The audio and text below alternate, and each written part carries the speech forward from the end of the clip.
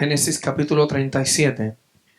Dice, y habitó Jacob en la tierra donde había morado su padre, en la tierra de Canaán. Esta es la historia de la familia de Jacob. José, siendo de edad de 17 años, apacentaba las ovejas con sus hermanos. Y el joven estaba con los hijos de Bilhá y con los hijos de Zilpa, mujeres de su padre. Y dice que José informaba a su padre la mala fama de ellos. Y amaba Israel a José más que a todos sus hijos, porque lo había tenido en su vejez.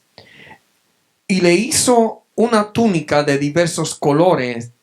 Y viendo sus hermanos que su padre lo amaban más, que a todos sus hermanos le aborrecían y no podían hablarle pacíficamente. Y José tuvo un sueño y lo contó a sus hermanos.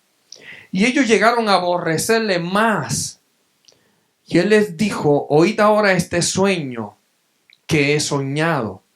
Y aquí que atábamos manojos en medio del campo. Y aquí que mi manojo se levantaba y estaba derecho. Y que vuestros manojos estaban alrededor y se inclinaban al mío. Le respondieron sus hermanos, ¿reinarás tú sobre nosotros o señorearás sobre nosotros? Y la aborrecieron aún más a causa de su sueño y de sus palabras. Dice que tuvo otro sueño y lo contó a sus hermanos diciendo, y aquí que he soñado otro sueño, y aquí que el sol y la luna y 11 estrellas se inclinaban a mí. Y lo contó a sus padres y a sus hermanos, y su padre le reprendió y le dijo, ¿qué sueño es este que has soñado? ¿Acaso vendremos yo y tu madre y tus hermanos a postrarnos en tierra ante ti? Y sus hermanos le tenían envidia, mas su padre meditaba en esto. Después fueron sus hermanos a apacentar las ovejas de su padre a Siquem. Y dijo Israel a José, tus hermanos apacientan las ovejas en Siquem. Ve y te enviaré a ellos. Y él respondió, heme aquí. E Israel le dijo, ve ahora, mira cómo están tus hermanos y cómo están las ovejas, y tráeme la respuesta. Y lo envió del valle de Borón, y llegó a Siquem, y los halló un hombre andando errante por el campo, y le preguntó a aquel hombre, diciendo, ¿qué busca? José respondió, busco a mis hermanos. Te ruego que me muestre dónde están apacentando. Aquel hombre respondió, ya se han ido de aquí, y yo les oí decir, vamos a Dotán. Entonces José fue tras de sus hermanos y los halló en Dotán. Y cuando ellos lo vieron de lejos, antes que llegaran cerca de ellos, conspiraron contra él para matarle. Y dijeron el uno al otro, he aquí viene el soñador. Y diremos, alguna mala bestia lo devoró y veremos qué será de sus sueños. Cuando Rubén escuchó, lo libró de su mano y dijo, no lo matemos. Y le dijo Rubén, no derramemos sangre, echadlo en esta cisterna que está en el desierto y no pongáis mano en él, por librarlo así de sus manos para hacerlo volver a su padre. Sucedió pues que cuando llegó José a sus hermanos, ellos quitaron a José su túnica, la túnica de colores que tenía sobre sí, y le tomaron y le echaron en la cisterna, pero la cisterna se encontraba vacía. O sea, no había agua en ella. Y se sentaron a comer pan, y alzando los ojos miraron, y aquí con una compañía de ismaelitas que venía de Galat, y sus camellos traían aroma y bálsamos y mirra, e iban a llevarlo a Egipto. Entonces Judá dijo a sus hermanos, ¿qué provecho hay en que matemos a nuestro hermano y cubramos su muerte? Venid y vendámoslo a los ismaelitas, y no sea nuestra mano sobre él, porque él es nuestro hermano, nuestra propia carne. Y sus hermanos convinieron con él, y cuando pasaban los madianitas, mercaderes sacaron ellos a José de la cisterna y lo trajeron arriba y lo vendieron a los ismaelitas por 20 piezas de plata y llevaron a José a Egipto. Qué poderoso relato el que les he leído en esta tarde. Cómo nos habla de los hijos de Jacob y nos habla de este muchacho, cómo era distinto, cómo era diferente. Pero notemos algo, José no le dio interpretación a sus sueños. José solamente tuvo 2 sueños, los cuales ha narrado. Y estos 2 sueños le causó aún mayor problema porque él era íntegro. Quizás para alguien que vive en un barrio o se ha criado en un residencial, podemos decir o podríamos decir que José era un chota. Quizás para aquel que le gusta encubrir sus cositas y aquellas cosas que hace desordenadas, que nadie lo vea, cuando alguien le saca la luz, que le dice: tú eres chota, eres un sapo. ¿Por qué? Porque le delató y porque no se hizo cómplice de las cosas incorrectas que uno había hecho. En el caso de José, José era el que los tiraba al medio. José era el que decía la verdad. José era el que no encubría el pecado de sus hermanos. Pero esto lo puso ante los ojos de su hermano como alguien no deseado. Y buscaban la forma, conforme al relato que tuvimos, buscaron la forma de cómo destruir los sueños. ¿Qué tal si le dices al hermano que está a tu lado: ten cuidado porque hay gente que quiere destruir tu sueño?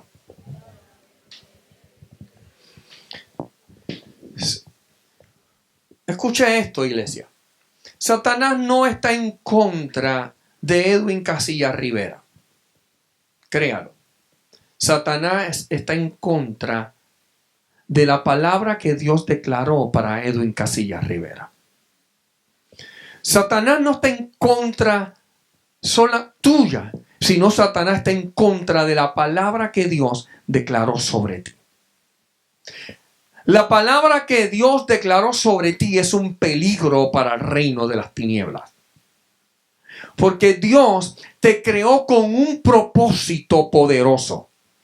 Dios soñó contigo y Dios te hizo con un propósito, y Dios estableció un propósito sobre tu vida que Satanás está buscando la forma de cómo hacerte creer que lo que Dios dijo sobre ti no es real, para que tus sueños o para que tu propósito sea abortado. Amén. Y entonces podemos entender que muchas veces nuestras terquedades, que muchas veces nuestra rebeldía contra Dios, son pensamientos que el enemigo ha tratado de poner, ha tratado de distorsionar quizás muchas veces nuestros pensamientos para que nosotros desobedezcamos a Dios, para que el propósito de Dios, vuelvo y repito, el propósito que Dios ha establecido sobre nosotros no se cumpla, sea abortado. Cuando nosotros leemos esta historia,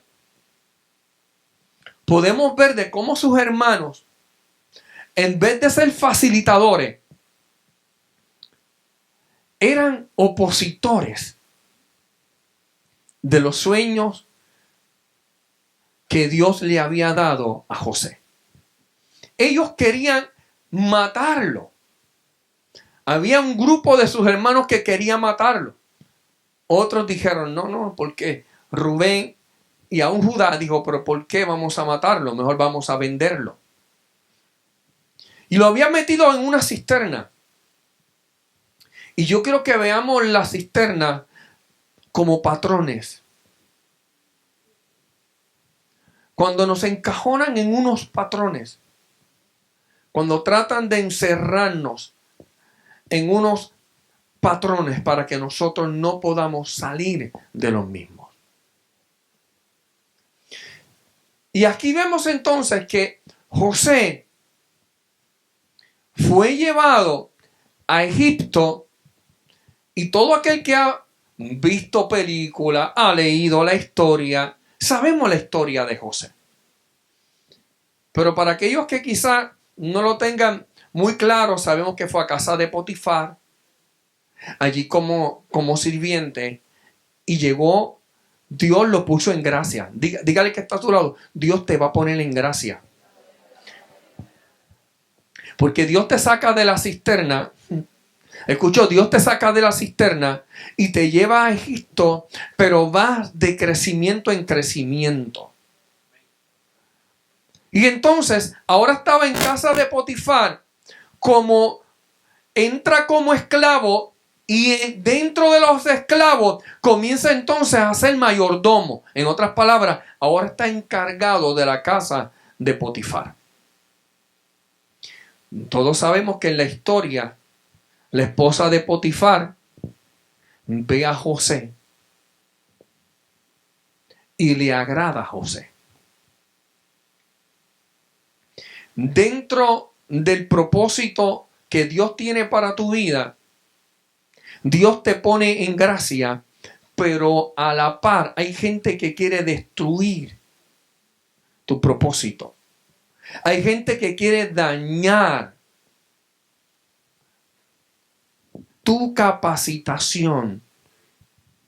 Porque en la casa de Potifar él estaba aprendiendo administración. Y Satanás va a buscar la forma de cómo destruir la capacitación, tu capacitación. Y entonces mire esto, un libre se encontraba en una cisterna. Y ahora en casa de Potifar era un esclavo porque lo vendieron. Pero yo quiero que usted entienda que cuando estaba en la cisterna, cuando fue vendido, a la par, habían laceraciones en José que estaba recibiendo, quizás no en su consciente, pero sí en su inconsciente. Y las cosas del consciente nosotros podemos quizás trabajarlas, quizás decir yo los perdono, y quizás él tomó la decisión de perdonar a sus hermanos. Pero habían laceraciones en él. Y entonces ahora lo acusan de haberse acostado con la mujer de Potifar y va a la cárcel. Por ser íntegro, ahora va a la cárcel. Y allí en la cárcel también Dios lo pone en gracia. Comienza a ser capacitado, comienza a ser adiestrado dentro de la cárcel. Pero aún así, Dios lo pone en gracia, pero no deja de ser una herida. No dejó de ser lastimado, de ser lacerado. Y a mí me llama la atención cómo, sin ponerme de acuerdo con el apóstol está narrando una historia de antes de que comience antes de que comenzara yo a predicar, ella estuvo dando un testimonio a todos ustedes acerca de una ropa.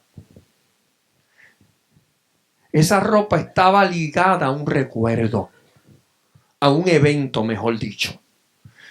Quiere decir que esa ropa le acordó un evento, la cual tuvo que trabajar inmediatamente. ¿Sabe por qué?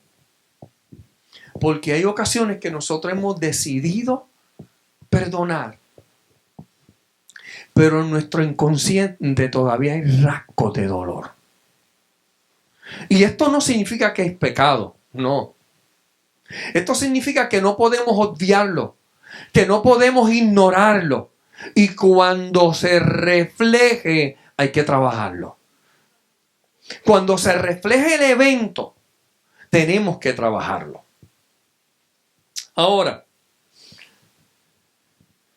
¿qué nos enseña esta palabra? Nos enseña que los eventos cuales hemos vivido, aunque Dios nos lleve de gloria en gloria, esos eventos de lucha, esos eventos de prueba, también nos deja juntamente heridas, juntamente laceraciones, la cual no podemos ignorar. Por eso es necesario que volvamos al principio. Y en el principio, en el Edén, vemos algo poderoso que se llama restauración. ¿Restauración de qué?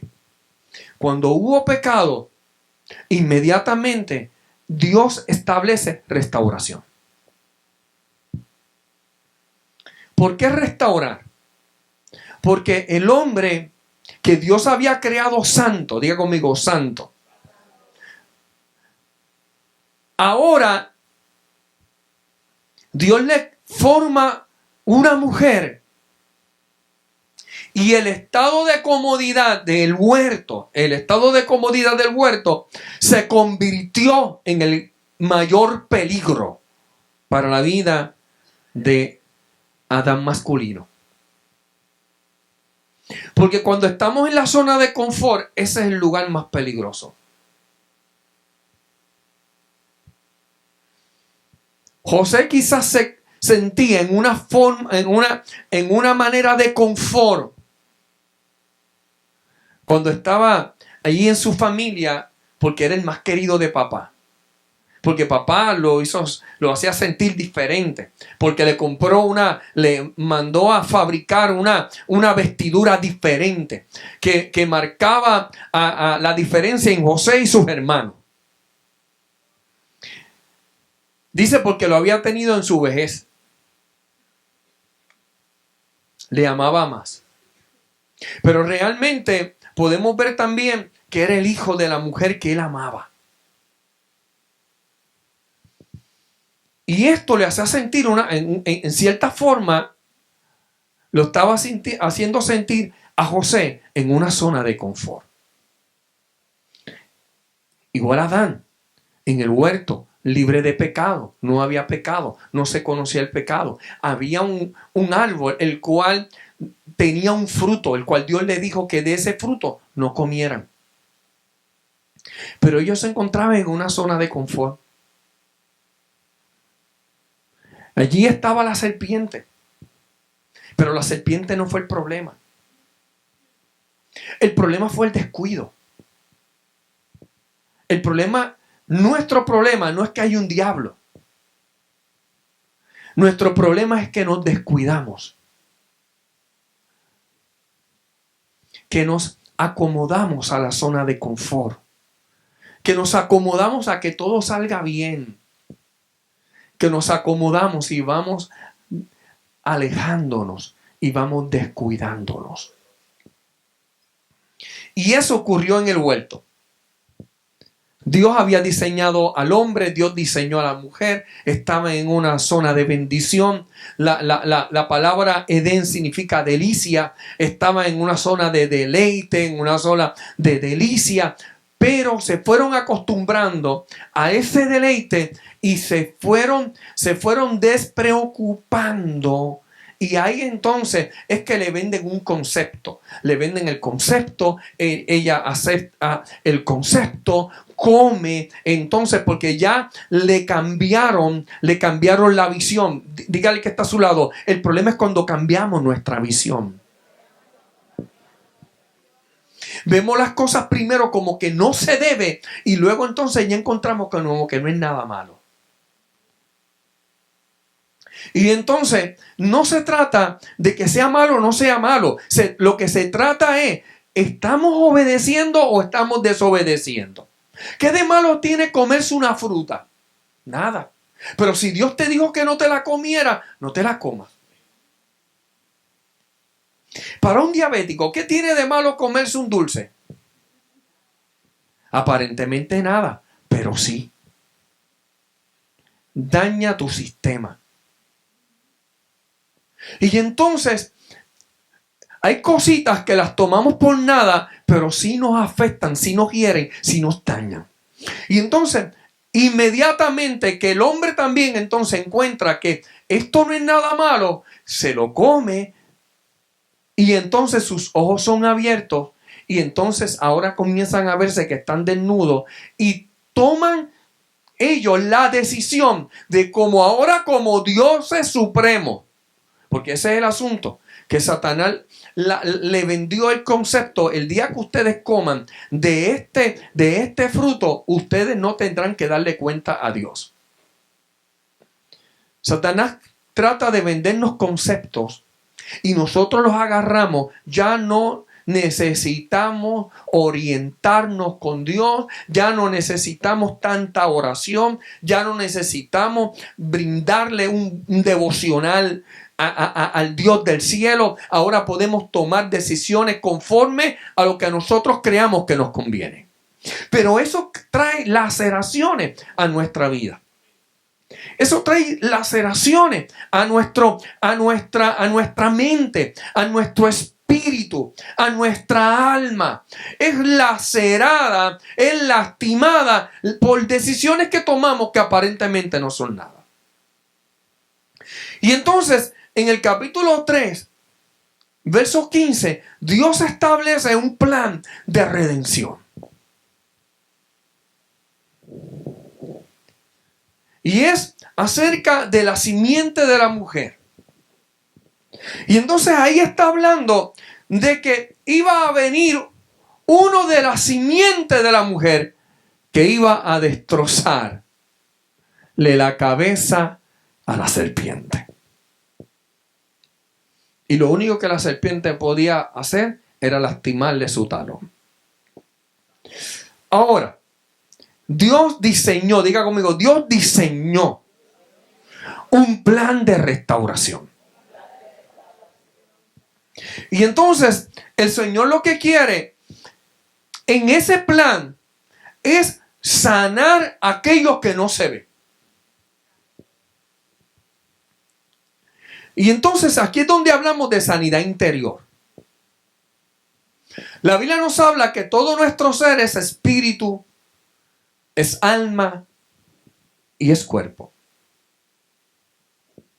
Y entonces lo que nos está hablando esa palabra es que nuestro espíritu, cuando se aleja de Dios, comienza ¿a qué? A morirse. Deja de tomar decisiones correctas porque nuestra alma, que es donde está alojado nuestra mente almática, o podríamos decir nuestra mente sentimental y emocional, se comienza a dejar llevar ahora no por el espíritu que Dios estableció en el hombre para que reinara, para que estableciera la voluntad de Dios, sino por espíritus contrarios, donde nos dicen: odia, guarda rencor, haz lo que tú quieras. Terquedad. Ser terco es un espíritu, el cual nos dice: a ti nadie te gobierna. Tú puedes hacer lo que tú quieras. Eso fue lo que pasó en el Edén. Puedes hacer lo que tú quieras, a ti Dios no te gobierna. Ahora tú eres Dios y puedes tomar decisiones por ti. Puedes hacer lo que tú quieras. Y entonces significa que el hombre necesita ser sanado, necesita ser redimido, porque no tan solamente nuestro cuerpo se enferma, sino también nuestro espíritu, nuestra alma se enferma. Por eso es que en Tesalonicenses dice: porque todo vuestro ser, espíritu, alma y cuerpo sean guardados sin reprensión para la venida de nuestro Señor Jesucristo. Ahora significa que este cuerpo tiene que ser sanado, y para que sea sanado significa que es transformado. Entonces significa que nuestra alma tiene que ser restaurada, tiene que ser transformada. Y nuestro espíritu recibe vida cuando es fortalecido por el Espíritu Santo. Ahora, hay algo que tenemos que entender.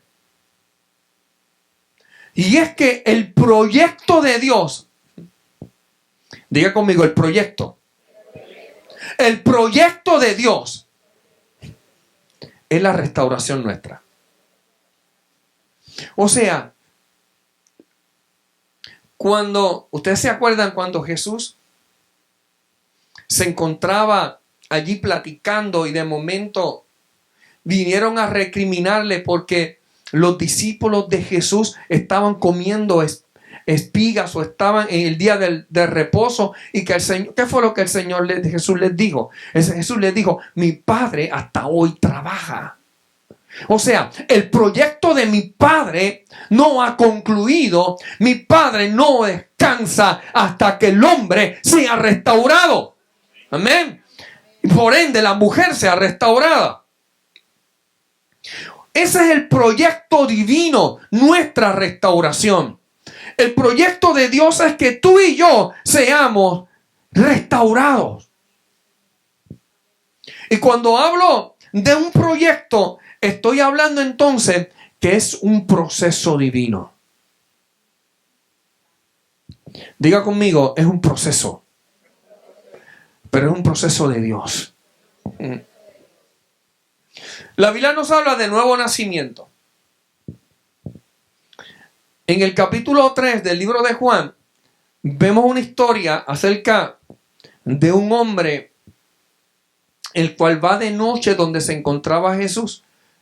Y este hombre, llamado Nicodemo, le pregunta a Jesús, ¿qué tengo que hacer para ser salvo? Y Jesús entonces tiene una plática con él. ¿O qué tengo que hacer para ir al cielo? Y Jesús comenzó a platicar con él. Y comenzó a decirle que era necesario nacer de nuevo. Y él dijo, ¿cómo es posible un viejo como yo entre al vientre de mi mamá si estaba viva? Imaginemos que estaba viva la viejita. Si no, entonces él decía, el problema es mayor. Tengo que resucitar la vieja para que entonces meterme luego en el vientre. Entonces, Jesús cuando está hablando de nuevo nacimiento, igual que un niño cuando nace en el vientre, es un proceso. ¿Sabe? Una mujer no queda embarazada y al otro día pare. Tiene que haber un proceso de ¿qué? De crecimiento. O sea, tiene que haber una evolución dentro de un vientre. Tiene que haber un proceso de madurez. Ese cuerpo tiene que ir experimentando unos cambios, una transformación. Así es nuestra vida dentro del reino de Dios. Nosotros estamos en un proceso y este proceso trae cambio, transformación. La Biblia dice que de modo que si alguno está en Cristo, nueva criatura es. Las cosas viejas pasaron y aquí todas se están haciendo nuevas. Pero para que algo se haga nuevo, tiene que romperse y dejarse de hacer algo viejo. Dígale que está a su lado, el proceso no es inmediato.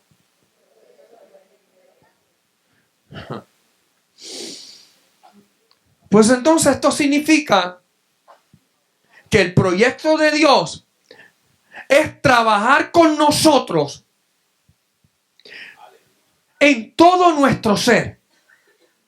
El problema del espíritu religioso es el siguiente: que cuando alguien viene al evangelio y cambia de capote y pintura, no se ve el interior, el chofer. Yo no sé si usted ha visto carros que le ponen tinte y lo ponen tan oscuro que usted no ve quién está conduciendo. Eso ocurre en la vida de los religiosos, de muchos religiosos. Y cuando hablo religioso, no estoy hablando de una denominación específica. Estoy hablando de todo aquel que abraza una fe y tan solamente lo ve en lo superficial.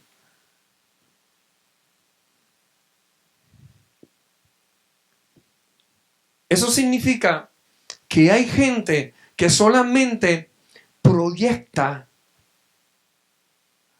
pero dentro le está conduciendo algo que está equivocado. Y entonces significa que para que haya un proceso tiene que haber un cambio ¿de qué? De mente. Entonces tenemos que permitir que Dios nos establezca un ¿qué? Un tratamiento. Dile que está a tu lado. Es necesario aplicar el tratamiento de Dios. Porque el tratamiento de Dios lo que busca es lo siguiente. Que no tan solamente el carro esté bien. Cuando hablo del carro, estoy hablando del cuerpo. Estoy hablando de este estuche, que esté sano. Es importante que este cuerpo esté sano. Pero lo más importante no es que esté sano el cuerpo. Lo más importante es que esté sano nuestro interior, lo que conduce este cuerpo. Porque si nosotros no hemos sanado, es imposible que nosotros sanemos. Hay gente que nos rodea que depende de nuestra sanidad para ellos recibir sanidad. Nuestra familia no depende de que ellos estén sanos por sí. Depende que tú estés sano para que ellos puedan recibir sanidad. Y entonces, si nos vestimos de religiosos, pero no tomamos el hombre fuerte. Yo no sé si usted se acuerda la historia que Jesús está hablando de cuando sale un espíritu. Dice que va y camina por lugares áridos y secos. Y luego cuando no encuentra dónde habitar, dice, voy a regresar a mi antigua casa a ver cómo está. El problema de esto es el siguiente, que cuando este espíritu vuelve a la casa, se encuentra que la casa está ¿qué?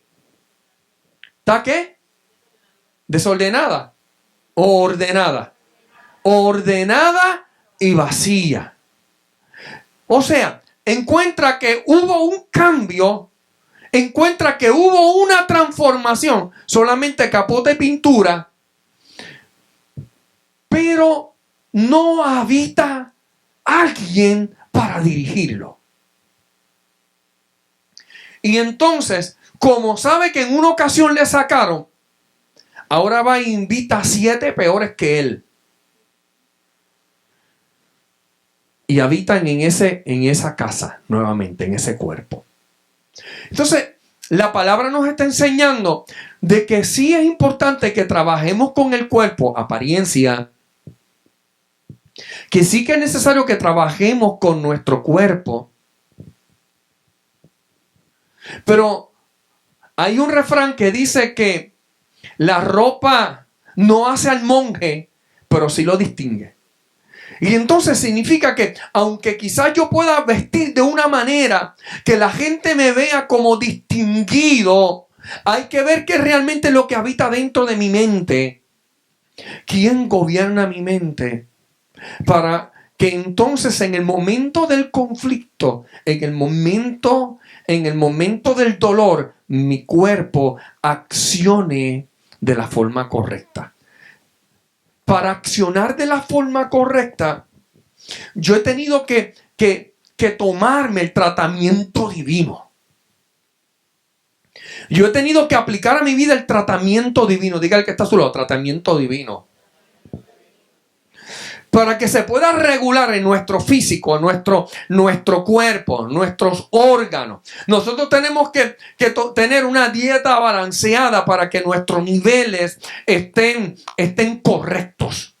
De igual forma, para que nuestro espíritu se encuentre ahí centrado, tiene que ser alimentado por la palabra de Dios, tiene que ser alimentado por el Espíritu. Por eso es que dice que los que son del Espíritu son guiados, son hijos de Dios, aquellos que son guiados por el Espíritu. Porque Dios es Espíritu. Y entonces tenemos que entender que si yo no soy alimentado por el Espíritu de Dios, van a venir espíritus antiguos a querer habitar en mi casa, que se encuentra ordenada y vacía. Cuando nosotros entonces entendemos de que es un proceso, entendemos de que yo tengo que entonces durante ese proceso tomar el tratamiento divino, que es una de las cosas, es lectura de la palabra, escudriñar la palabra, estudiar la palabra. Porque nuestro corazón, escucha esto bien, nuestro corazón no se sana si no hacemos nada. El quedarnos en un estado de quietud no va a restaurar nuestra vida. El seguir haciendo lo que hemos hecho hasta ahora, nuestra vida no va a ser transformada. Por ende, si Edwin Casilla no es transformado, mi familia no será transformada. Yo quiero romper un tabú y voy a tirar la bomba, porque es bien importante de que entendamos esto. Mira a tu cónyuge, mira a tu novio, ustedes mírense, porque ustedes, mírala. Atrévete a mirarla. Y dile, depende de nosotros. Así, depende de nosotros. Esto depende de nosotros. Esto depende de nosotros. Mírese en un espejo, aquellos que todavía están en la búsqueda, diga, depende de nosotros. O sea, no depende de mí solamente. O sea, si David quiere transformar, que su matrimonio sea transformado, no depende solamente de David. ¿Me escuchó? Iglesia, yo he leído libros, yo he establecido libros en mi vida, pero si el apóstol no se pone de acuerdo conmigo, nada pasa. Se crea un desbalance. Y seguiremos siendo un desbalance si los dos no nos ponemos en acuerdo.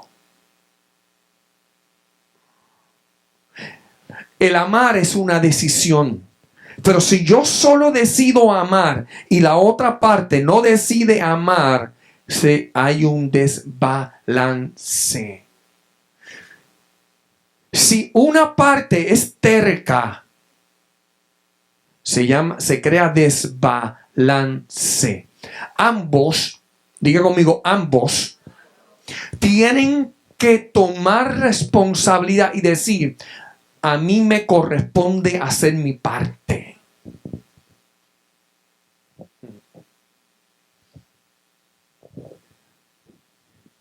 ¿Alguien se atreverá a hacerme la pregunta? ¿Y si yo soy cristiana y él no?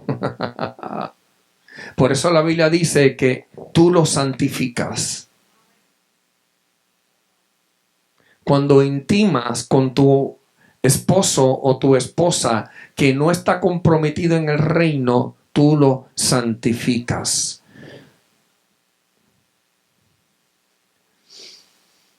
Diga conmigo, tratamiento. Hay que aplicar el tratamiento. Y el tratamiento significa de que yo tengo que ser responsable por la parte que a mí me compete. Yo no puedo hacer la parte que le corresponde al apóstol. ¿Me está entendiendo? Por más esfuerzo que yo haga, no puedo hacer nada porque no me corresponde a mí, le corresponde a ella. Hay áreas que le corresponden a tu cónyuge Y el estar en estado quo significa estar boicoteando el tratamiento.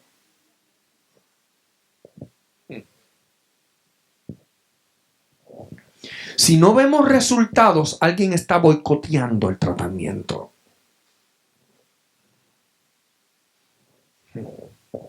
Si no estamos viendo lo que debemos de ver, alguien está boicoteando. Y tenemos que ser responsables.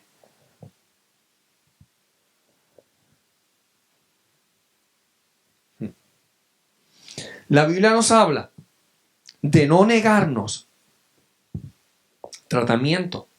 Estoy hablando de sanidad interior. La negación son laceraciones a la estima, son laceraciones al matrimonio. Y son puertas que se abren para que el diablo entre. ¿Me está entendiendo? Y hayan problemas en el matrimonio de infidelidad. Agarre a su negrito, agarre a su negrita y dígale: lo que a mí me corresponde, yo lo voy a hacer. No se lo voy a ceder al diablo. Por eso es importante el matrimonio. Por eso es importante. Resultado, diga conmigo: tratamiento divino. Dios es el único que puede sanarnos. Dios es el único que puede sanarnos. Pero para que Él nos sane, nosotros tenemos que entrar en su tratamiento. Tenemos que obedecerle. Para obedecerle, tenemos que quitarnos la imagen de Adán y Eva. Por eso es que nos habla del segundo Adán. El primer Adán buscó cómo ser Dios. ¿Escuchó bien? Deja ver cómo lo puedo poner esto. Dios buscó cómo ser Dios, aferrarse a Dios para Él tomar decisiones.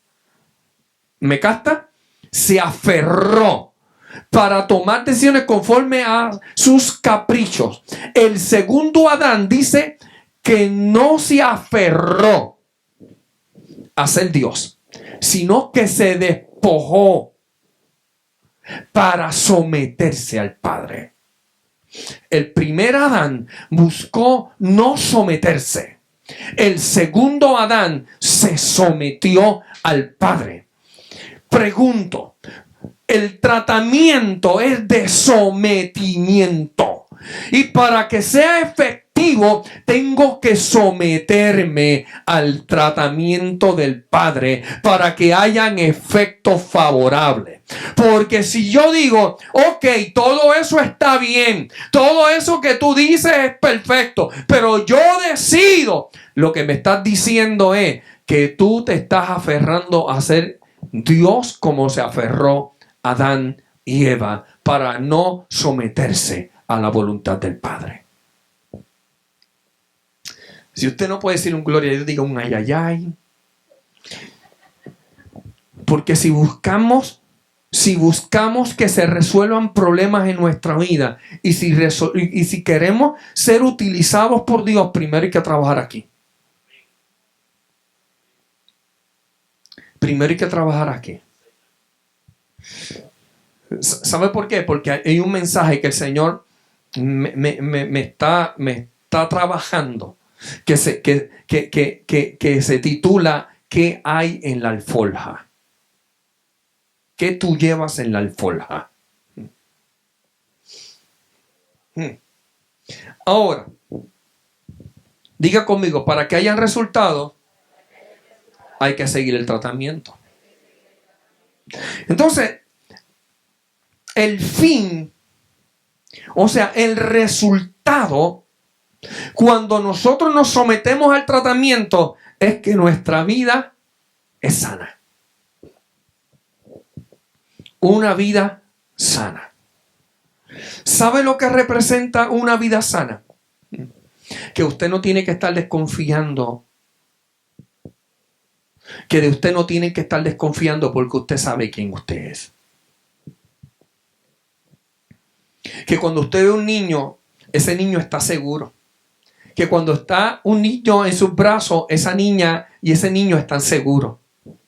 Que cuando usted ve a un joven o una joven, usted le ve con buenos ojos. Usted le ama. No hay una mente perversa. Que usted cuando ve a su hermano prosperar, usted no se llena de celos porque él prospera y usted no. Sino su vida es sana. Y como su vida es sana, usted le desea lo mejor a su prójimo. Y entonces, eso se llama integridad. Somos íntegros. Somos una pieza. Y entonces nuestro cuerpo actúa conforme a lo que hay dentro. Yo no sé si usted ha hablado con gente que todo lo ve mal. Todo es malo, todo es malo, todo es malo, todo es malo. Todo está mal, todo está mal. No importa cómo lo hagas, no importa cómo tú emprendas las cosas, todo está mal. O sea, el problema no es que uno está mal, el problema es que esa persona tiene unos ojos que están desenfocados y todo está mal dentro de ellos, por eso lo ve todo mal. El problema es de actitud. Significa que su cuerpo, su alma y su espíritu están desenfocados. Ahora mire esto. Para que haya una sanidad divina en nosotros, una de las cosas fundamentales es el perdón. Diga conmigo el perdón. Una vida que camina en la voluntad de Dios camina perdonando. ¿Y cómo se refleja el perdón? ¿Cómo yo sé que perdono? Porque el asunto de esto no es que cómo yo sé que Rubén perdona. No. ¿Qué me importa a mí? A Rubén le importa a él. A mí me importa a Edwin si perdono o no perdono. ¿Qué me bendice o qué me maldice si Richard perdona o no perdona? A mí no me salva. A mí no me condena. A mí me salva y me condena si perdono o no perdono. ¿Me está entendiendo, iglesia? A mí me puede bendecir como ejemplo, pero no me va a salvar. Porque la salvación es una decisión personal. Es necesario que entendamos de que mis decisiones son personales. Y yo decido tomar una excusa, la vida de alguien, o yo decido marcar la diferencia y tomar, por ejemplo, la vida de Jesús. Esa es mi verdad. Ahora, para que yo camine sano, yo tengo que entender de que tengo que tomarme los medicamentos y tener una vida integral. Mi espíritu, mi alma, mi cuerpo. Significa que mi corazón tiene que estar libre ¿de qué? De resentimientos. Hermano, y esto ocurre en nuestra vida a diario. Eventos que son termómetros, que nos dicen dónde nos encontramos. Y no podemos ignorarlo. Dile al que está a tu lado, no ignores. No ignores. No ignores los síntomas. Usted sabe que, escuche esto. En una ocasión yo estoy hablando con Cano. Y le digo, pues Cano, cuando yo me siento que me voy a enfermar, tengo los pies calientes. Mire lo que yo estaba y sentía. Y ese síntoma. Y Cano viene y me dice, eso es descontrol del azúcar. ¿Qué? O sea, yo creía que yo, cuando sentía el calentón en los pies, era que me estaba dando fiebre y que contrarrestara la fiebre. Y él me dice, apóstol, eso es descontrol del azúcar. Ciertamente era descontrol del azúcar. Estaba yo con un pensamiento distorsionado, me estaba dando un diagnóstico incorrecto. Usted está entendiendo por qué es necesario que cuando yo vea que me da coraje, pueda poner en el nivel y entender por qué me está dando coraje. Entonces tengo que entender de que Dios me creó para ser un servidor. El propósito es que usted y yo sirvamos. El propósito es que usted y yo seamos útiles. El propósito es que usted y yo podamos ser utilizados para bendición de otra vida.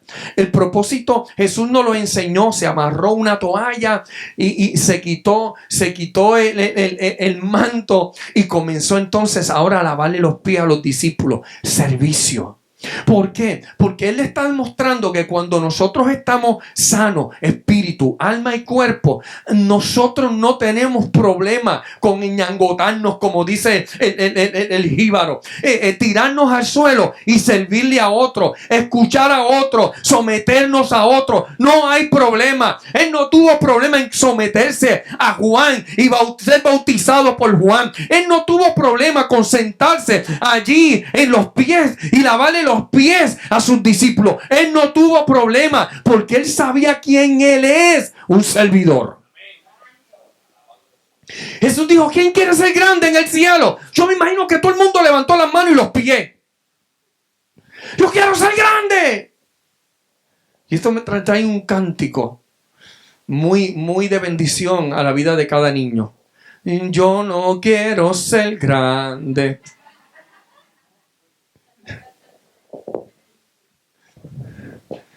Usted sabe lo poderoso que sería que cada uno de nosotros pensáramos: yo no soy grande.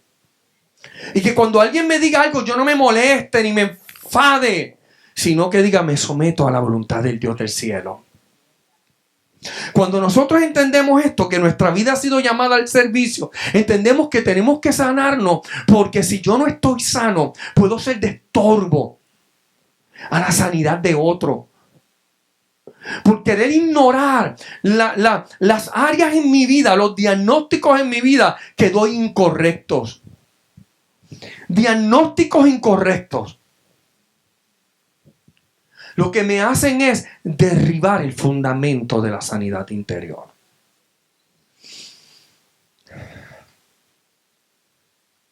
El sacrificio de Cristo estaba escrito por Isaías hace 700 años antes. Dice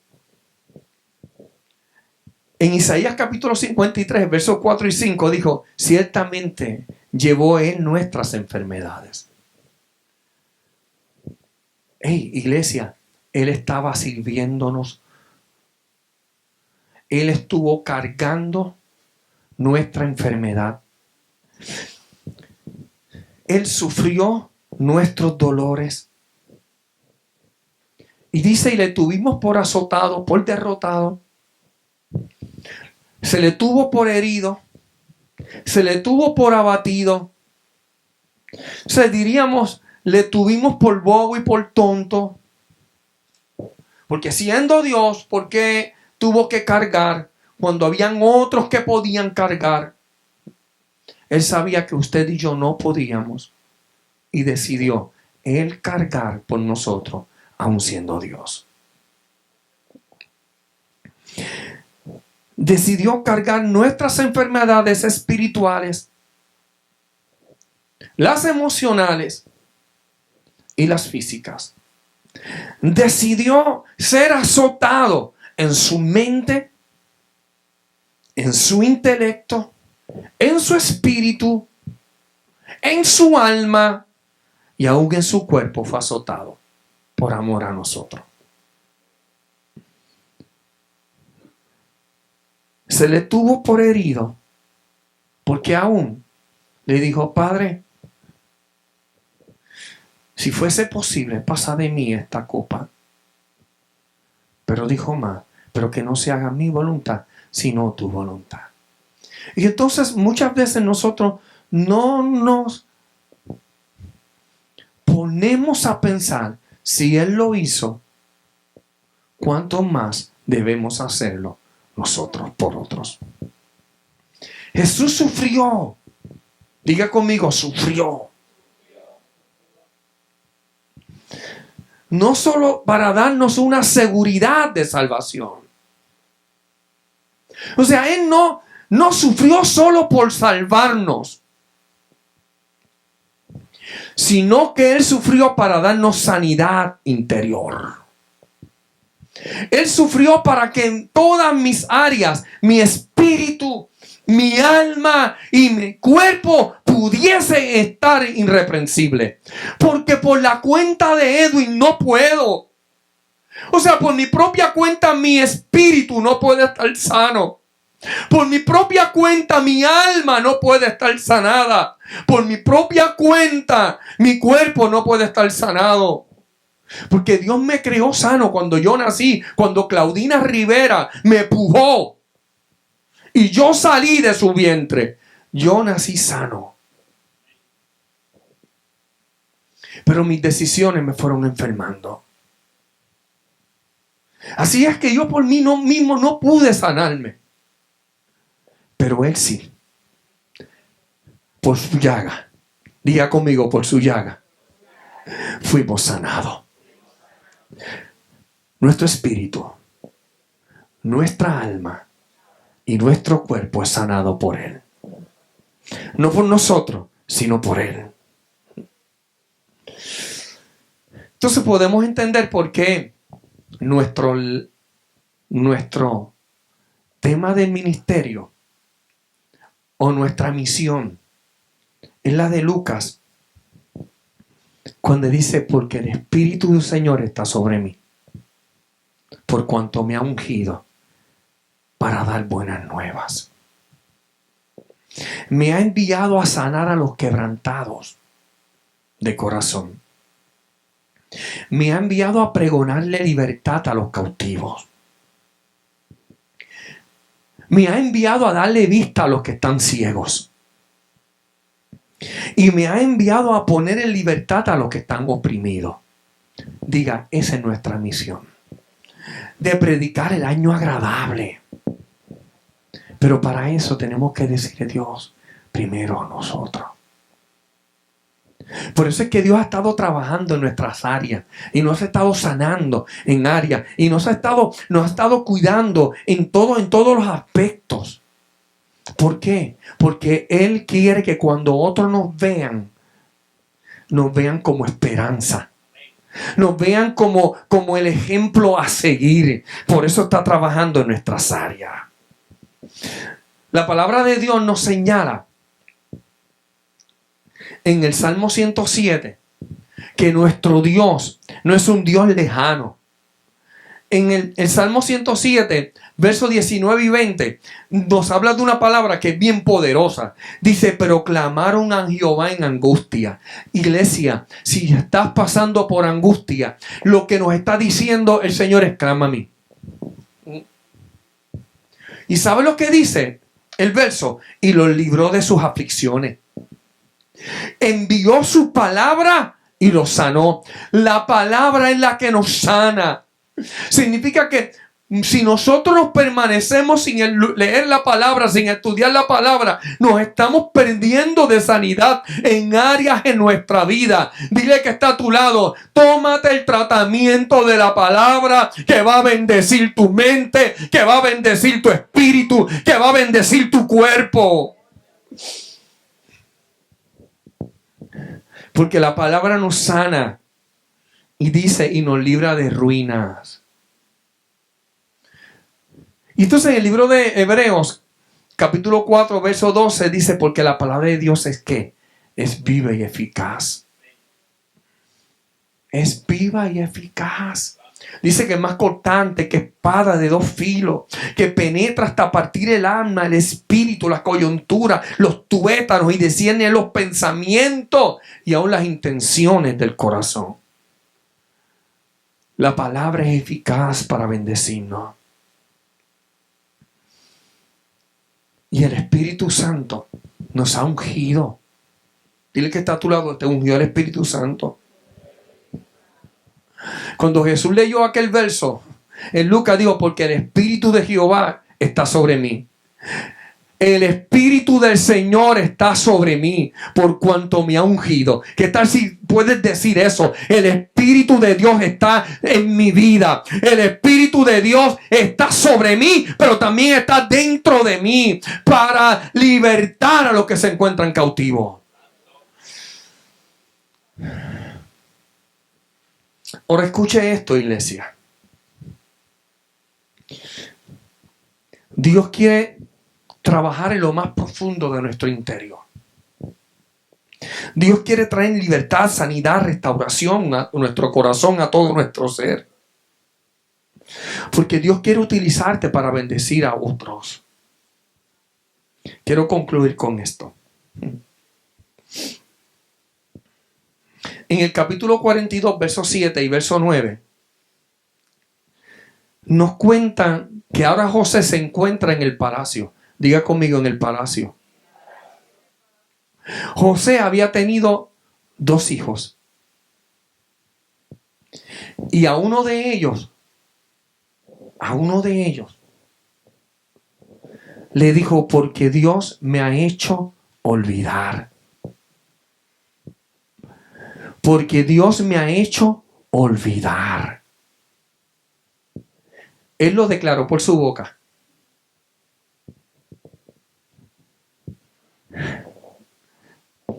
Diga conmigo, del dicho al hecho, hay gran trecho. Él decidió perdonar.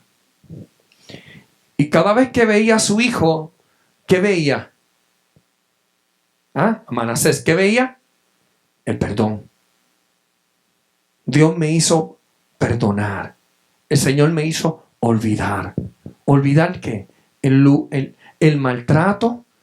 Dios me hizo olvidar cuando me tiraron a la cisterna. Dios me hizo olvidar cuando me vendieron y Potifar, y fui a caer en casa de Potifar. Dios me hizo olvidar cuando me acusaron de adulterio. Dios me hizo olvidar cuando caí en la cárcel.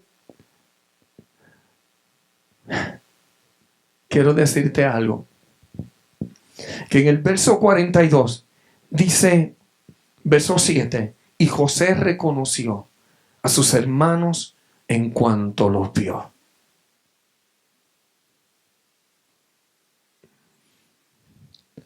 Pero hizo como que no les conocía.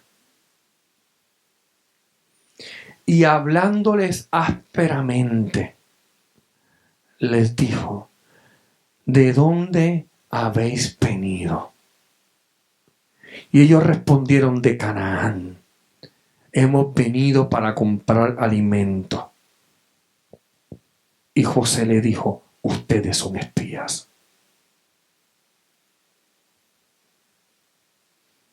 Y los metió a la cárcel por 3 días.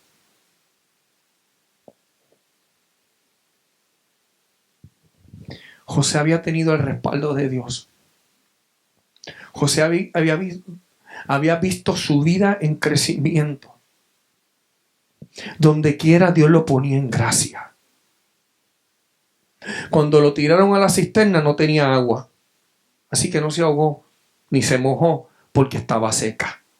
Dios lo puso en gracia. Lo llevaron a casa de Potifar. Allí lo pusieron mayordomo. Dios lo puso en gracia. Lo llevaron a la cárcel y allí en la cárcel lo pusieron como líder. Él daba los cultos en la cárcel. Si fuese hoy en día era el capellán de la cárcel, siendo un confinado. Dios lo puso en gracia. Luego en el palacio lo hizo segundo en mando, pero la verdad era que el que mandaba era él, porque Faraón dijo, hagan todo lo que él diga. Y Faraón estaba haciendo lo que él había dicho. Significa que el que mandaba era José. Pero cuando vio el recuerdo, cuando vio a sus hermanos, se acordó de la cisterna. Se acordó del proceso. Y en vez de ver lo maravilloso del proceso, lo que estaba en su inconsciente salió a la luz. Y quiso que ellos sufrieran, aunque sea una partecita de lo que él sufrió.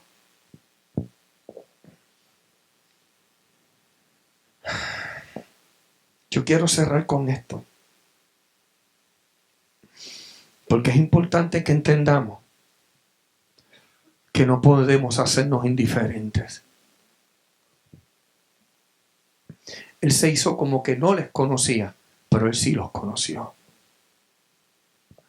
Él no tenía por qué tratarlo mal. Al que te hace mal, tú no tienes por qué tratarlo mal. Trátalo bien. ¿Por qué tuvo que tratarlo ásperamente? Dile que está a tu lado, no le pase factura. Porque fue un proceso de crecimiento.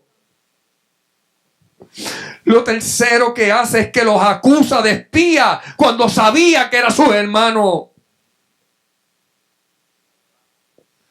Y lo cuarto que hace es que los mete en la cárcel cuando podía darle libertad. Yo no estoy juzgando a José, pero sí estoy diciendo que José se encontraba herido. Y aunque había declarado por su boca que se había olvidado del dolor, en el momento que fue confrontado con su pasado, su dolor estaba presente. Oasis. Dios nos está llamando a que podamos bendecir a otras vidas con la sanidad interior. Pero tenemos que permitir que el medicamento de Dios sea aplicado en nuestra vida. El único que puede cambiar nuestro pasado se llama Jesús. El único que puede sanar las heridas de nuestro corazón se llama Jesús. No es teniendo una novia nueva, un marido nuevo, no es teniendo un novio nuevo, no es teniendo amistades nuevas, no es no teniendo amistades, no. Yendo a los pies de Jesús y diciendo, sana mi pasado. No importa cuánto Edwin Casillas pueda declarar.